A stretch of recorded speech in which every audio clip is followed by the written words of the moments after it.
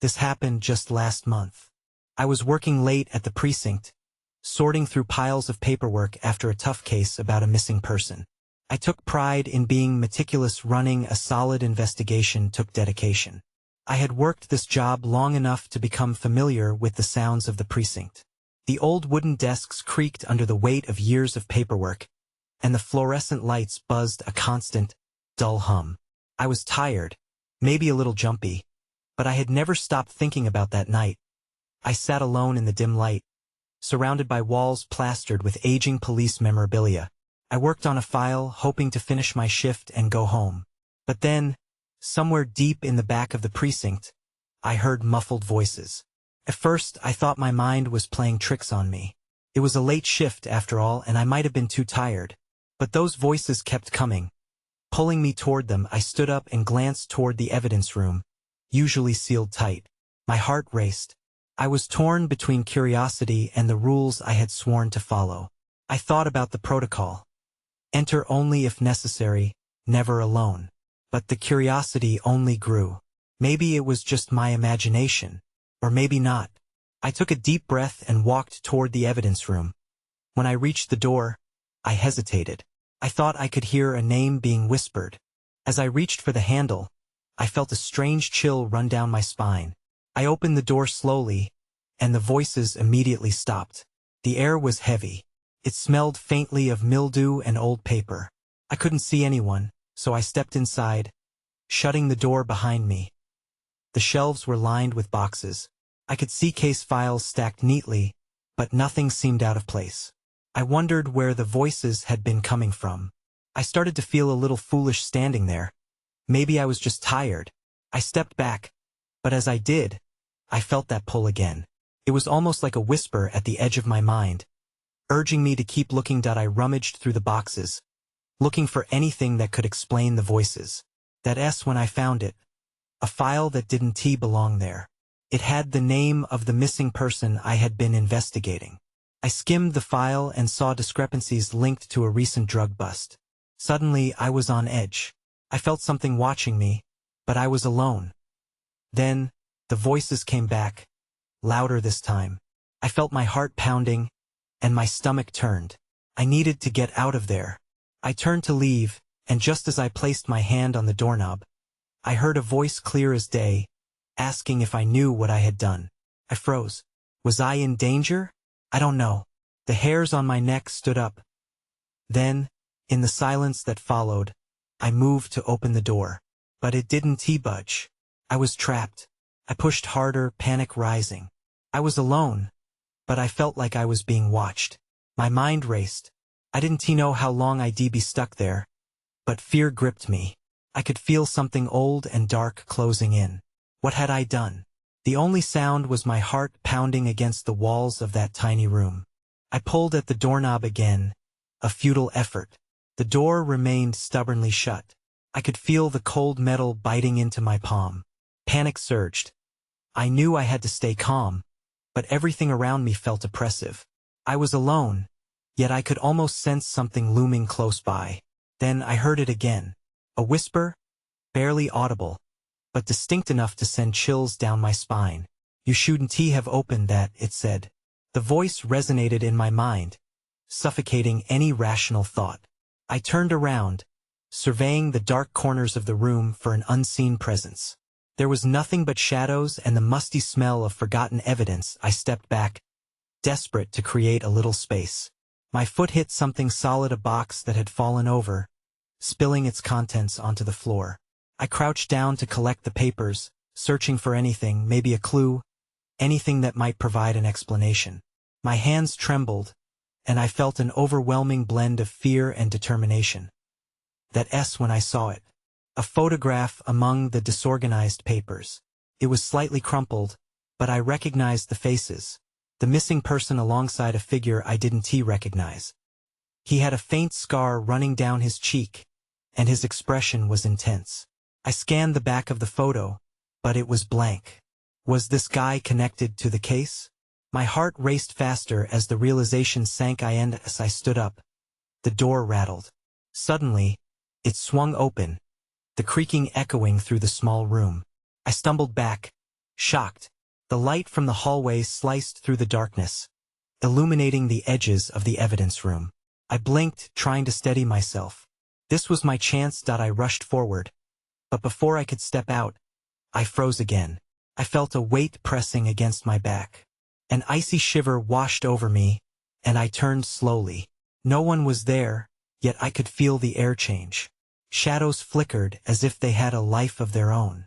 My rational mind told me to run, to escape, but my instincts urged me to stay.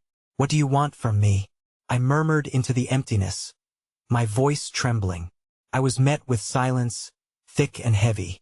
Just as I was about to move, I heard another whisper, clearer this time, "Find him." The urgency in those words struck me. Who were they talking about? I needed to know. I stepped out into the hallway, and the door slammed shut behind me, locking tight. I flinched, but I pushed the fear aside. Something important lay buried in that evidence room, and I had to get to the bottom of it. I glanced at the clock hanging on the wall. It read 2:47 a.m. I didn't have much time. Someone was involved in this mess, and the only way to uncover the truth was to dive deeper. I had broken a rule tonight, but now it felt like the rule had broken me. I took a deep breath and headed toward the detective's office, determined to piece together the fragments of both the missing person and the mysterious figure in that photo. But as I walked, I sensed that I wasn't alone. A presence followed me, and I couldn't shake the feeling that I was being led into something far more dangerous than I had anticipated. The detective's office was just down the hall, but each step felt like a mile. The cold tiles beneath my feet echoed louder than I expected, amplifying the unease that followed me. I cursed under my breath for having taken such a risk, but the photo was now burned into my mind. The man with the scar, who was he? I reached the door to the office and pushed it open. Creaked ominously, as if warning me to turn back. I didn't. I stepped inside and fumbled for the light switch. The soft click brought a warm glow to the room, revealing cluttered desks and walls lined with case files. I needed to find information about the missing person and the stranger from the photo. I dove into the files scattered across a nearby desk. Most were mundane, filled with reports that could have belonged to any case. Yet, the longer I searched, the more uneasy I felt. Maybe someone was watching, or maybe it was just my paranoia kicking in. Then I spotted a familiar name scrawled on a file: Elizabeth Turner. She was the woman I'd seen in the photograph. I snatched it up and opened it quickly, heart racing. The first few pages were standard last known whereabouts, descriptions, and witness statements. But then, I found a piece of paper tucked deep within the file. It was a note clearly written in haste. "P.S. Watching. Don't trust anyone." It sent a shiver down my spine. Who had written it? The urgency in the handwriting felt desperate. My hands trembled as I tried to make sense of the warning. I glanced around, my instincts kicking in again. Suddenly, the air shifted, making the hair on the back of my neck stand up. I turned around, half expecting to see someone behind me, but the room remained empty. Was it just my imagination? I swallowed hard, trying to shake the growing sense of dread. Just then, the long-forgotten sound of a creaking floorboard snapped me back to reality. I took a cautious step back, my muscles tightening. Something wasn't right. I could feel it in the pit of my stomach. The office door slammed shut, rattling the walls.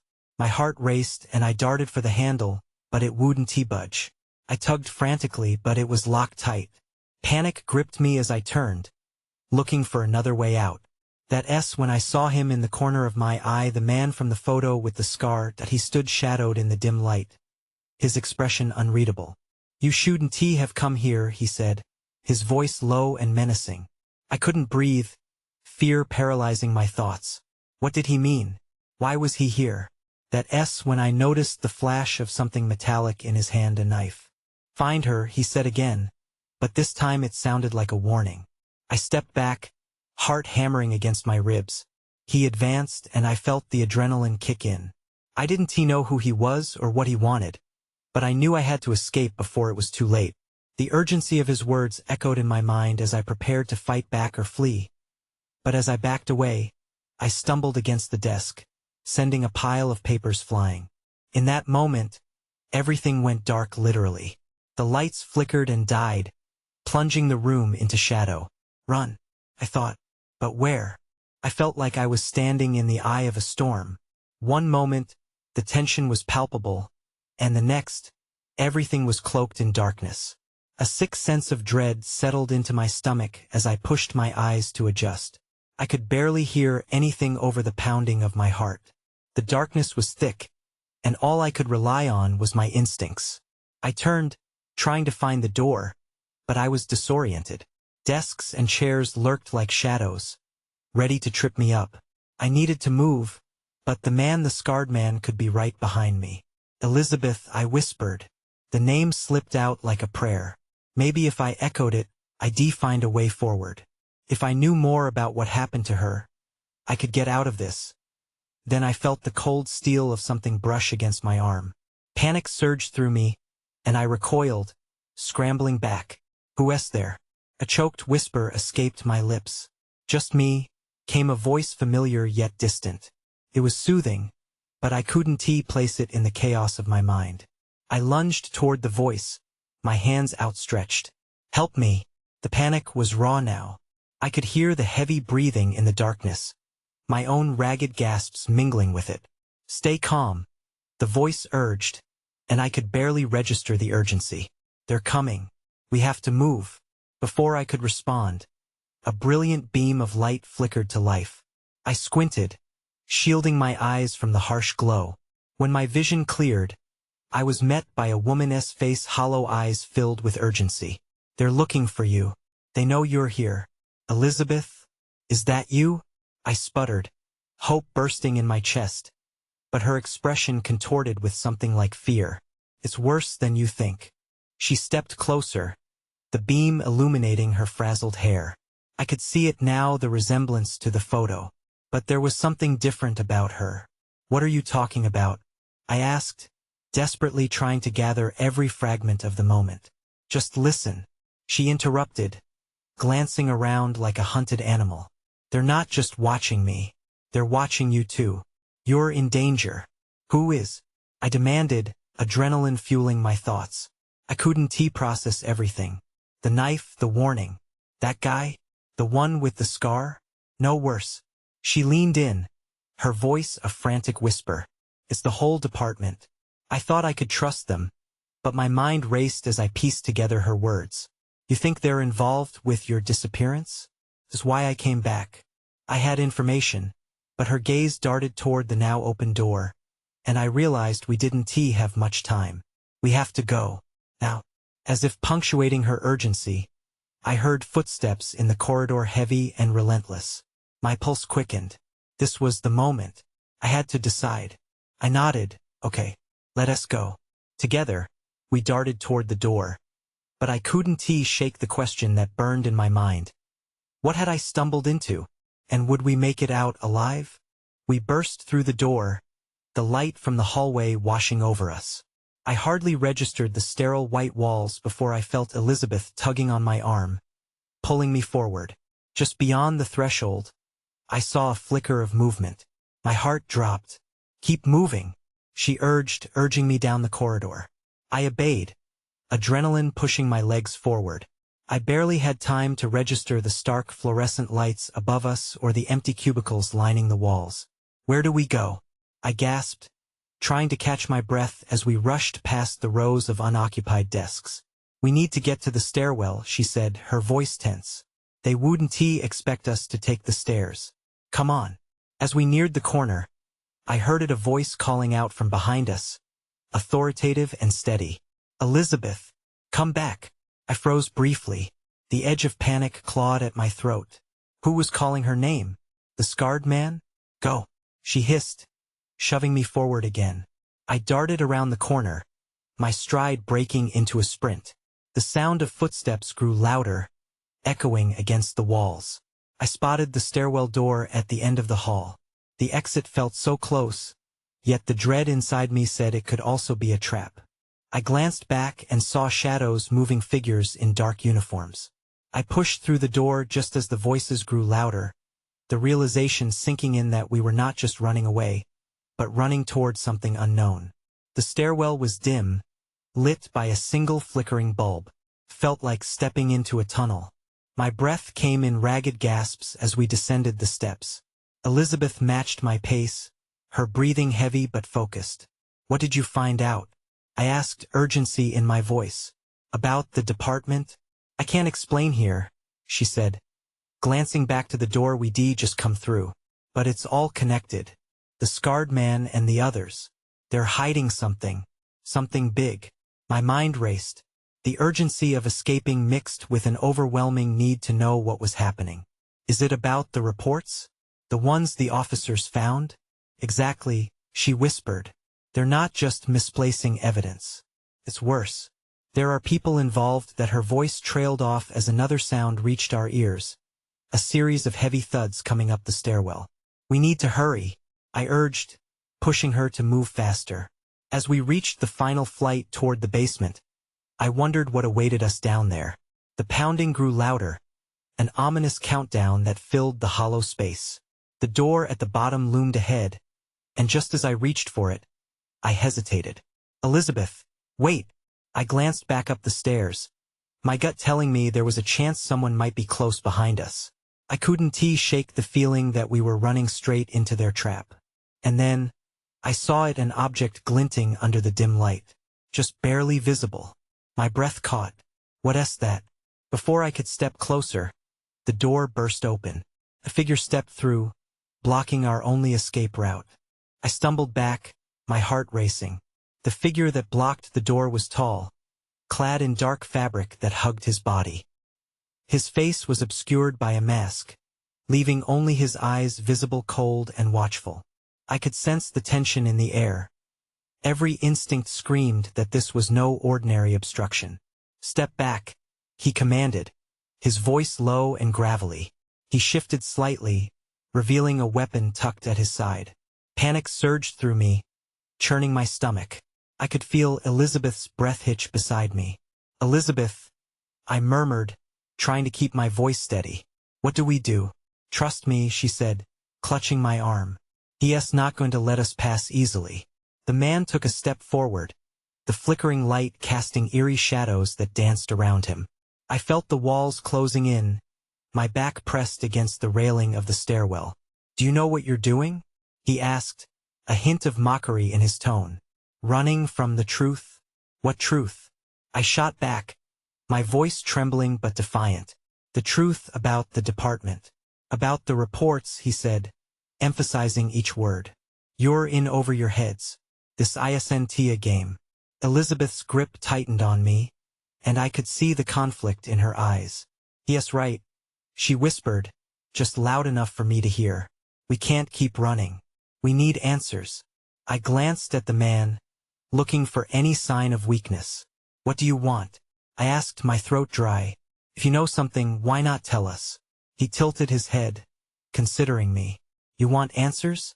Then you need to be willing to listen." Without warning, he stepped aside, pointing toward the dimly lit corridor that I hadn't seen before. "Move. If you want to know how deep this goes, follow me." "What?" I blurted, disbelief coursing through me. "You expect us to just walk where you lead? Do you have a better option?" He shot back, impatience creeping into his voice. "They're coming, and trust me, the only path to safety lies through the truth." The footsteps above felt like thunder, echoing down the stairwell. Time was running out. I met Elizabeth's gaze, uncertainty warring with the need to act. "What do we do?" I asked, the dread pooling in my stomach. "Let us go," she said finally, her voice steady. "We have to follow him. It's our only chance." I didn't believe her, and yet there was no other option. We slipped past the man into the corridor, stepping cautiously into the dim light. Every instinct told me to run the other way. As we moved deeper into the bowels of the building, 1,000 questions raced through my mind. What was he hiding? And what would we find if we took this leap of faith? And then everything went dark. I staggered, my senses scrambling to process the sudden darkness. Elizabeth's hand was still clutching mine, her grip reassuring but tense. I held my breath, afraid to move. It felt like minutes before my eyes adjusted, but little light filtered through a crack in the brick wall. We were in a narrow corridor, the air stale and dank. "Where are we?" I whispered, my voice barely above a breath. The man brought his hand up, and a faint light flickered to life from a device in his palm. "Keep quiet," he commanded, eyes darting back toward the entrance.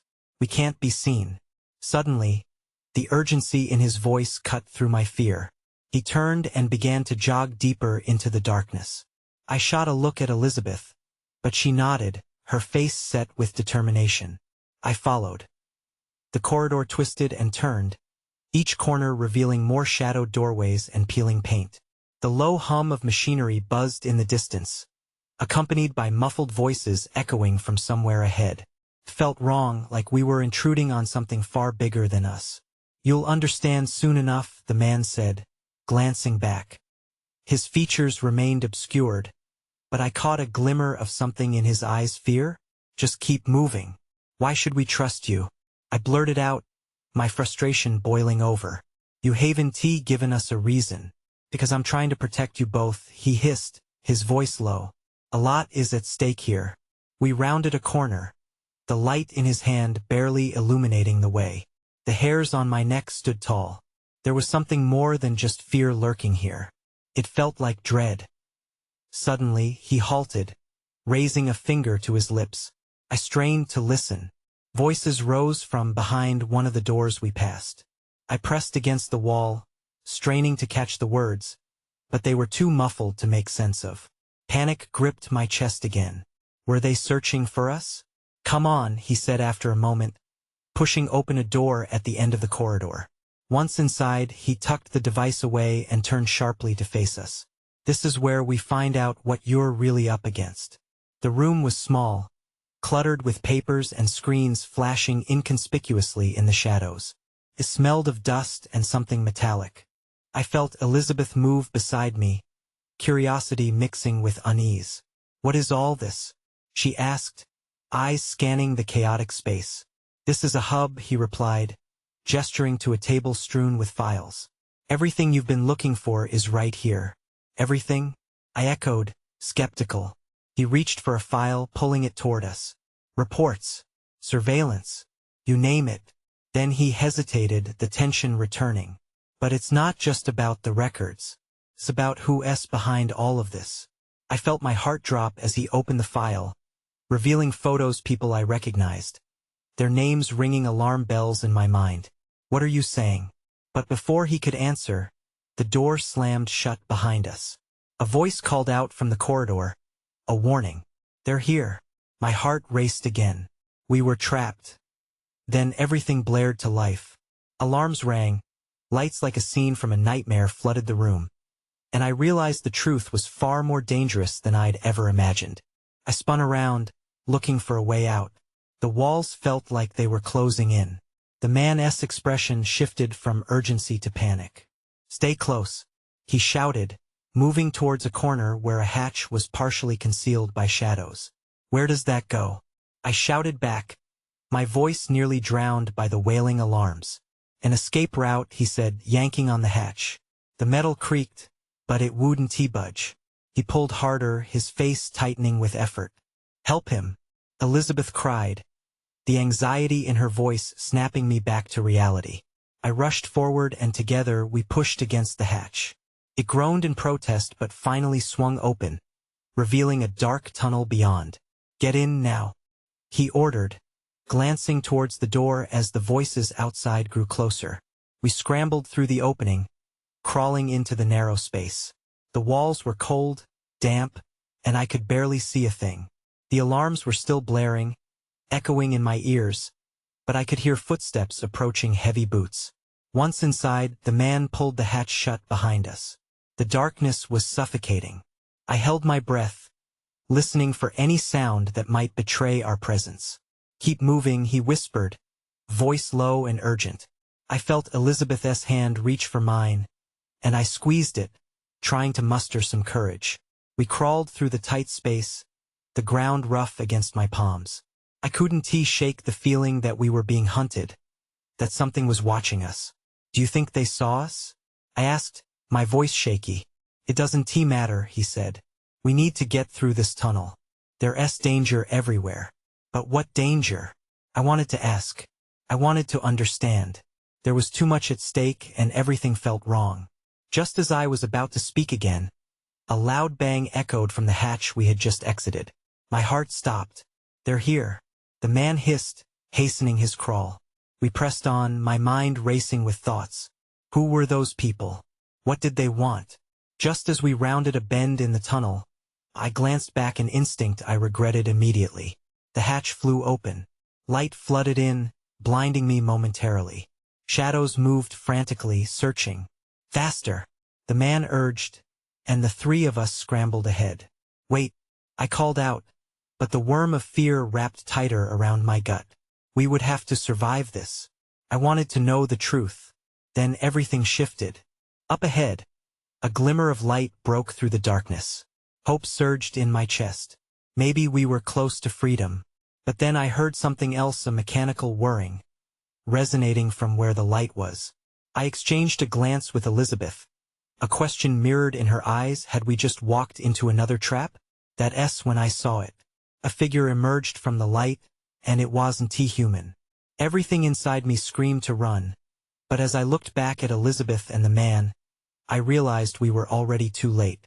The figure stepped closer, the harsh light illuminating its metallic body. It glinted like chrome, with smooth curves and sharp edges. My heart raced as it moved with an unsettling grace, and I felt the instinctive urge to back away. What is that? Elizabeth whispered, her voice trembling with fear. The man remained silent, his eyes fixed on the approaching entity. I could see panic flicker across his face. I was about to ask again when the thing spoke. Its voice was cold and monotone, devoid of any warmth. Identify yourselves, it ordered, sounding almost robotic. I gulped, stepping closer to Elizabeth.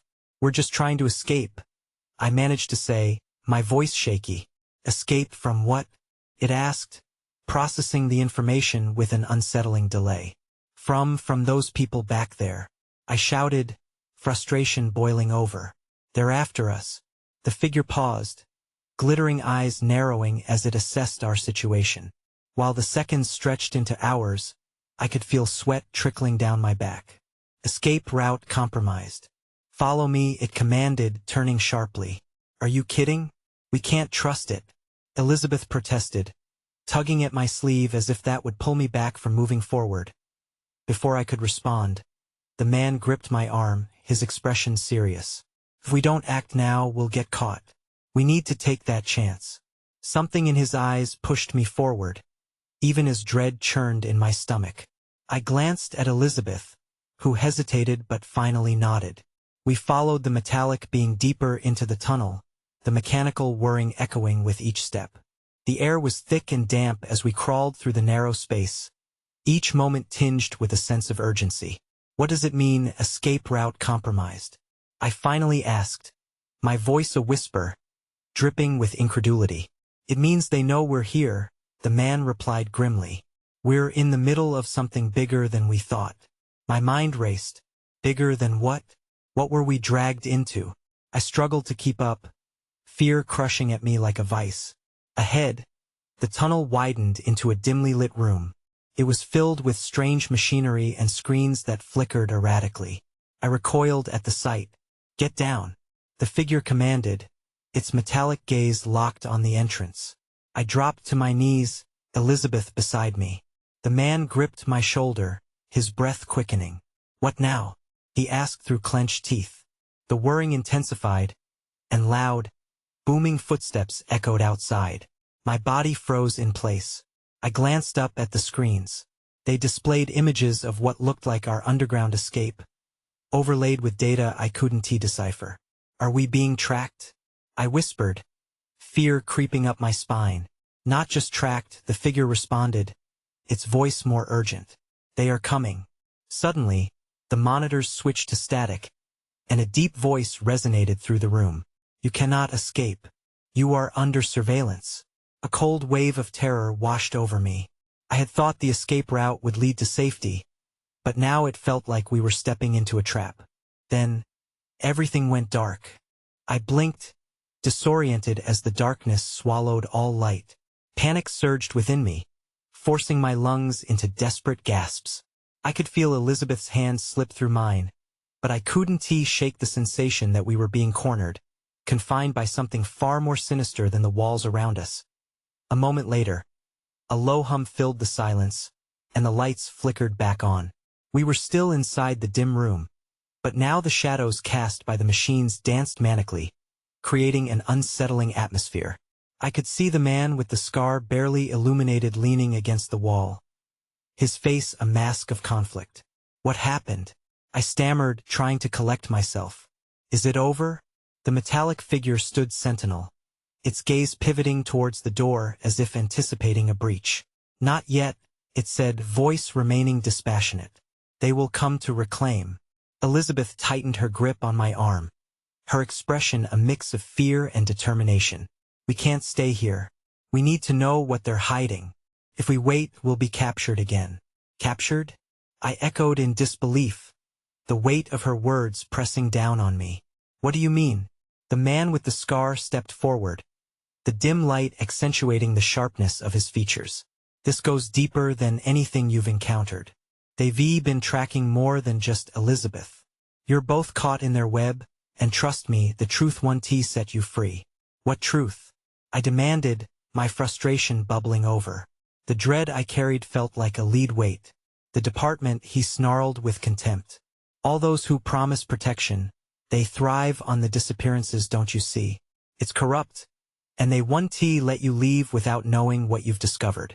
Before I could process his statement, the door rattled violently, sending a jolt of fear through all of us.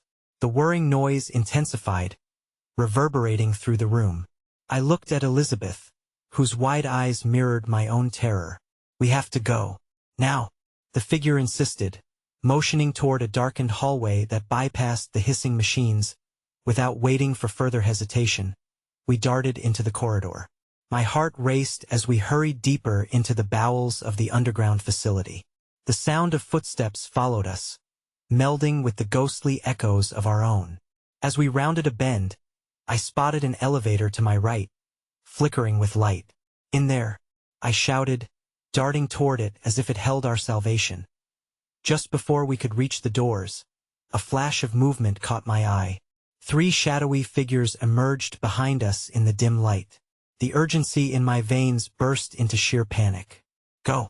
The scarred man yelled, heedless of the danger behind. With a swift movement, he slammed the door shut right before the figures reached us. The finality of the sound echoed ominously. Inside the elevator, I pounded the button for the ground floor, but the silence was thick, oppressive. The lights blinked, but the ascent didn't begin. We're trapped, Elizabeth cried, her voice tightening with fear. What do we do now? The man reached for the emergency hatch above us, glancing back at the door. We need to break free from here. There's something I need to show you. What? I asked, feeling a flare of rebellion against the overwhelming dread. His gaze bore into mine. What's hidden above what they're keeping close is the key.